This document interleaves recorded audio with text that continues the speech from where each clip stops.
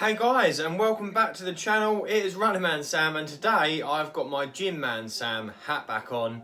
We are going to go through a workout that I do to help strengthen my ankles and my calves. You're probably thinking, I don't need to strengthen my ankles and my calves. Well, you do. I found that when I got plantar fasciitis and extensor tendonitis, really helped me get over that was by strengthening my ankles, my soleus, my gastrocnemius, the calf muscles, and that sort of thing. I guess if you think about it, you know, your feet are the first thing that land when you're running, obviously. They're the things that take all the impact. So we need them to be strong, don't we? You know, it's not good to have like big old strong legs and strong glutes and all that sort of thing. If we've got weak ankles, unstable ankles, this workout isn't going to be difficult. It shouldn't even really get you a sweat on. You'll feel it in your feet and you'll feel it in your calves, but it's not that sort of thing like when you do a full body workout, you're pouring with sweat afterwards. And it's something you can do anyway. You know, I'm just doing it in my front room here. So it's going to be 40 seconds of doing the exercises, 20 seconds of rest. Okay, so we're going to get straight into it. I'm standing all the way over here so you can see all of me, so you don't miss anything. If you are new to the channel today, please hit that like and please subscribe. This will be your place to come for all your workouts, your training tips, and of course plenty of shoe reviews.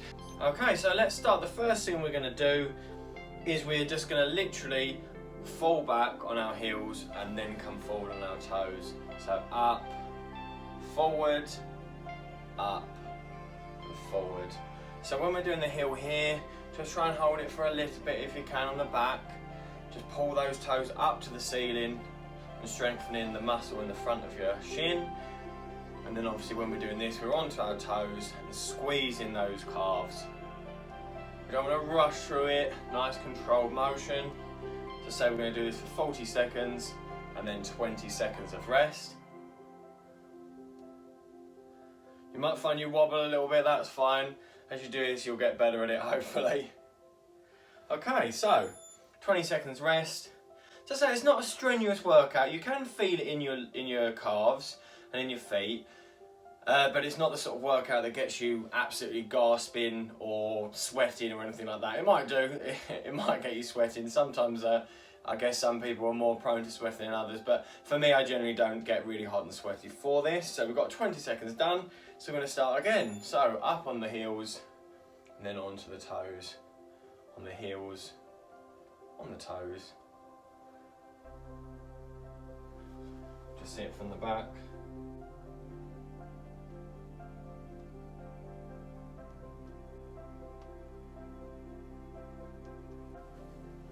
Okay, so nice, slow controlled reps. Standing up nice and straight, we don't want to be hunching or anything like that, and we don't want to be rushing through it. 30 seconds, so 10 to go.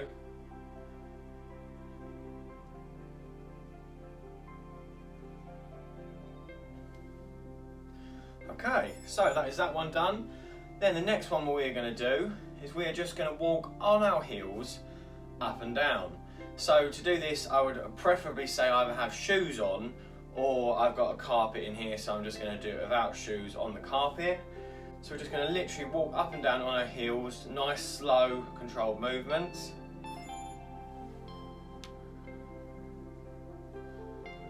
That's it.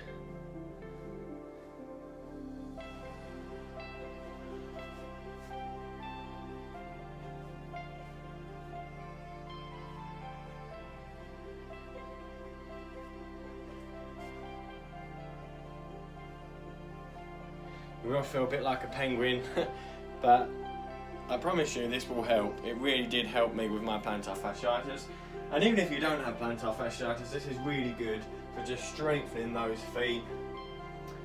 What you're doing is you're building strength there in your calves and in your feet, so you've got more power there when you want to push it. And that's it. 20 seconds rest, and we're going to do that one again. A little penguin walk. So yeah, all these little things will strengthen your feet, which is going to be the first point of contact when we're running. Strong feet means strong everything else, as long as you're training everything else as well, which you can do by copying me along with these workouts here, the resistance band workouts and the single leg exercises. So we're going to move on to the next one. Nice slow controlled movements on your heel, so right onto that heel part with your feet not touching the floor at all, or your feet not touching the floor, your toes not touching the floor at all.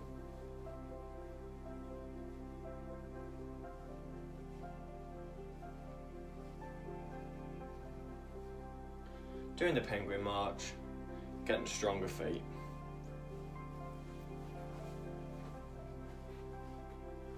Okay, so we've got 5, 4, 3, 2, and 1. So you might be able to feel that now in the front of your shins along here, which is exactly where it should be working. So this is an area that's not really trained that often, because obviously we don't really do these sorts of things. So it's really going to help bring balance to the calf muscle by keeping this bit here strong as well. The next one we're going to do is going to do onto our heels and then onto our toes in a bent knee position, working more on the soleus. So bent knees like this, we're going to go onto our toes like this. Again, nice slow controlled movements. Keep your feet pointing forward, keep those knees bent so that we're working the soleus muscle, which is the lower part of your calf, rather than the gastrocnemius, which is the bit just underneath your hamstrings. So again, nice slow controlled movements. Try and get your feet flat to the floor when you can, go on the way down, and then push up. Just show that from the back.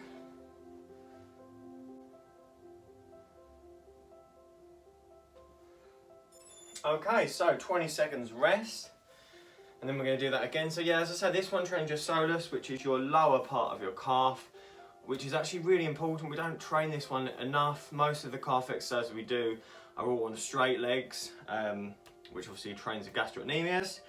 To train the soleus, you need to have your leg at a 60-degree angle or something like that. Okay, so we're doing that one again. So start off bending your legs, and then we're going up on our toes, making stronger soleus muscle, which will really help. With my plantar fasciitis, this really helps. And even if you, as I say, if you haven't got plantar fasciitis, this is really important to do this sort of stuff. I'll probably do this twice a week, because it's not very hard to do, but it is very effective in what it does. It will help make you faster in the long run, because you'll be able to put more power behind your stride, and hopefully it will reduce any risk of injury by having stronger feet. Okay, so we are done. Another 20 seconds. Don't really need this 20 seconds to because you're knackered. So how are you feeling? I hope you're enjoying it so far. Let me know in the comments below what you make of this. This is just something that I do to give me stronger feet, and it doesn't really help. So what we're going to do now is like the heel walk, but on our toes. So on your tiptoes, and just slow steps. So keep your feet nice and strong.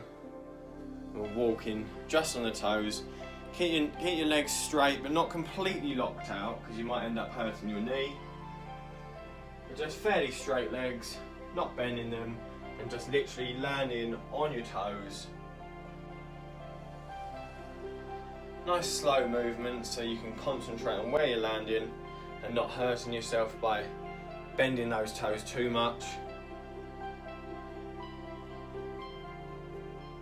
Okay, 20 seconds rest, then we're going to do that one again, obviously.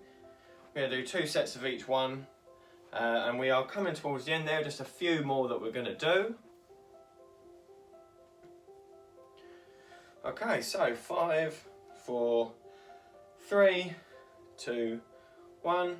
So again, right on the top of your toes before you start, balancing on those toes, a nice slow walk up and down for 40 seconds.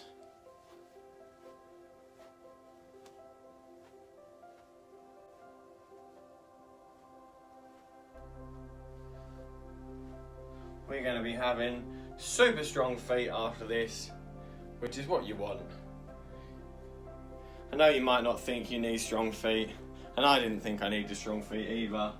until all the ankle injuries that I got, and realised actually it was pretty important to have strong feet. Okay, we're done for that one. Another 20 seconds rest.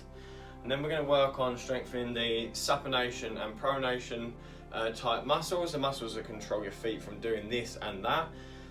So we're just going to be standing like this, and we're going to be rotating our feet out and then in, out and then in. Again, in a nice slow controlled motion. So out, in, out, in, out, and so on.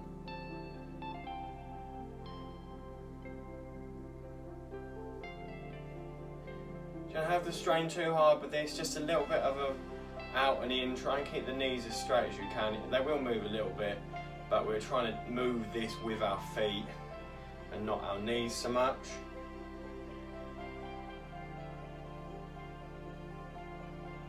This is going to just help build up that rigidity in your ankles. So often I end up landing on the outside of my ankles. This strengthens that up, so hopefully reduces the chance of that happening. 20-second rest, and then we're going to do that one again. Then we'll have 2 more exercises to do after this, and then you are all done. As I say, I like to do this probably twice a week, something like that, just to get those strong ankles.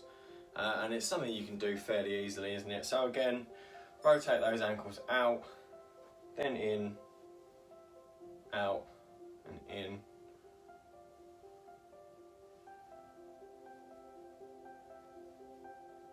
Nice and controlled.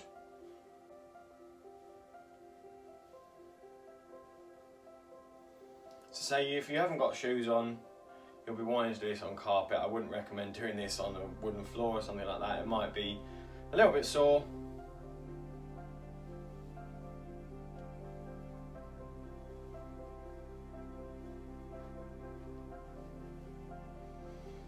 Okay, and that is that one done. The next one we're going to do is just like the walk up and down on our toes and on our heels, except this time we're going to do it on the side of our feet, with our feet fully supinated like this. Again, we want to do this nice and slow and controlled, so obviously we don't end up really hurting ourselves.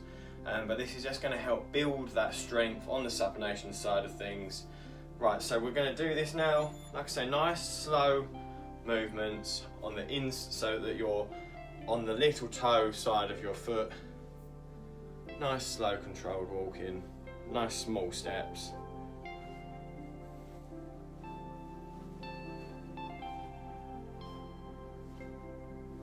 Just be really careful you don't put too much pressure. Nice slow controlled movements.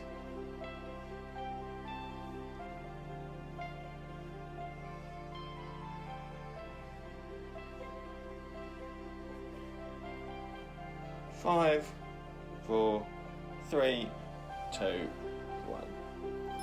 Okay, so we're going to do that one more time, and then we've got one more exercise, and then we are done. As I say, hopefully you're finding this not too strenuous, but you will find this beneficial, I promise you. I don't just make up these things just for the sake of it, because I mean, why would I just be doing this for no reason? There is a reason why I do this. I do find it really effective doing this type of workout to make those feet stronger. I did often used to find that when I was running, especially on my right foot, I'd quite often land like this, how we're doing here, on the outside of my foot, and it would really hurt. Obviously I just didn't have that strength there in that ligament or that supination side of things, and end up just really hurting myself. Now I'm noticing that a lot less, and I'm not just saying that, this is a benefit from doing this, is I hardly ever land like this now, and if I do, it doesn't hurt because I'm so used to doing this where I've strengthened it up. So that is that one done. We've got one more to do. It's going to be the same as the other up and down walks, except this time we're going to do it on the inside of our feet, so with our big toe like this, and the outside of your foot where my pinky fingers are here. Just going to walk that up and down for 40 seconds, twice, and then you're going to be finished. You're going to be free to go. Okay, so again, same thing, just landing on the big toe, nice slow controlled movements. You're going to probably feel like a bit of a goon doing this, But once you realise that it's for a reason, and as long as you're doing it in the comfort of your own home and not in front of loads of people, who cares? It doesn't matter, does it? If it's going to benefit our training, we'll do it, won't we? So yeah, nice slow controlled reps, landing on that big toe, keeping that the foot pronated in. 10 seconds left, one more, and then we are done. Okay, last one. 20 seconds rest. How are your feet feeling? Do they feel, won't feel all stiff and tight, but feel good? You might want to give yourself a little stretch off after this, just to sort of return a little bit of elasticity to the areas. You can do just standard sort of calf stretches for this, or stretch your toes out, that kind of thing. So we're going to get this last one done. Again, pronating right in, landing on your big toe, nice slow controlled movement.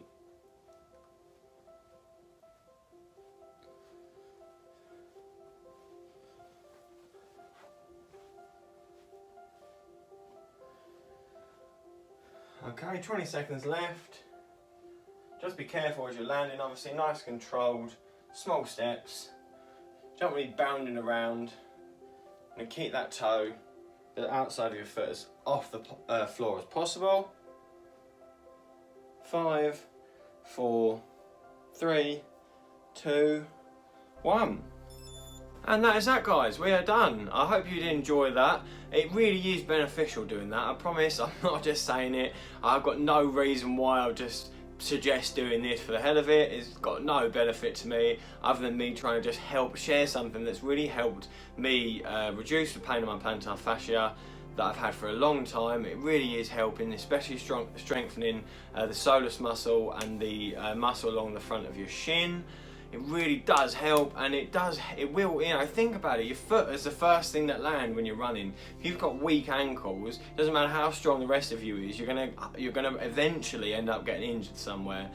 So strong feet make a strong runner, definitely. Just look it up, you'll find it anywhere you look. You'll see that just having strong feet with power behind those calves and obviously good stability in the ankle muscle there, and you'll be all good. I hope you've enjoyed this, guys. As always, I've been Running Man Sam in the form of Gym Man Sam today, and I'll see you guys in a bit.